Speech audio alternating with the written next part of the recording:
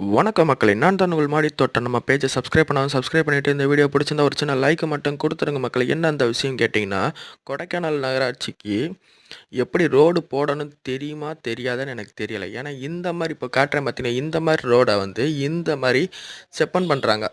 அதாவது எங்கெங்கெல்லாம் பள்ளம் இருக்கோ, பள்ளம் இருந்தால் கூட பரவாயில்ல, வண்டி ஓட்டுறவங்க பார்த்து ஓட்டுவாங்க. இவங்க ரோடு போடுறேன்னு சொல்லி 1 இன்ச்சுக்கு மேலேயே வந்து ரோடு போட்டு அந்த ரோடுக்கு மேலே வந்து எம்சாண்டை தூவாங்க.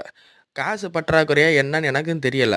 எம்சாண்டுக்கு பதிலா என்ன செய்றாங்க, பொடி ஜல்லிய மேல தூவி விட்டுட்டு போயிடுறாங்க. அவங்க இஷ்டத்துக்கு தூவி விட்டு போயிடுறாங்க. இது வந்து பஸ்ஸு, காரு, லாரி இதுக்கு தான் வந்து செட் ஆகும். டூ வீலர்ல போறவங்க இறக்கத்துல இறங்கும்போது அந்த மாரி கிடந்துச்சுன்னா வாரி விடும். பயங்கரமான அடி விடும். நம்ம உடம்புலயும் அடிபடும், வண்டிலயும் அவ்வளோ சேதமாகும். இத மாநகராட்சி ஏன் அவங்களுக்கு புரியுதா, புரியலையான்னு எனக்கு தெரியாது. திண்டுக்கல் மாநகராட்சிக்கும் புரிய மாட்டேங்குது, கொடைக்கானல் நகராட்சிக்கும் புரிய மாட்டேங்குது. இத சொல்றவங்க கொஞ்சம் எடுத்து சொல்லுங்க மக்களே. ஏன்னா கிட்டத்தட்ட நேத்து மட்டும் 10 வண்டிக்கு ஆக்சிடென்ட் ஆயிருக்கு.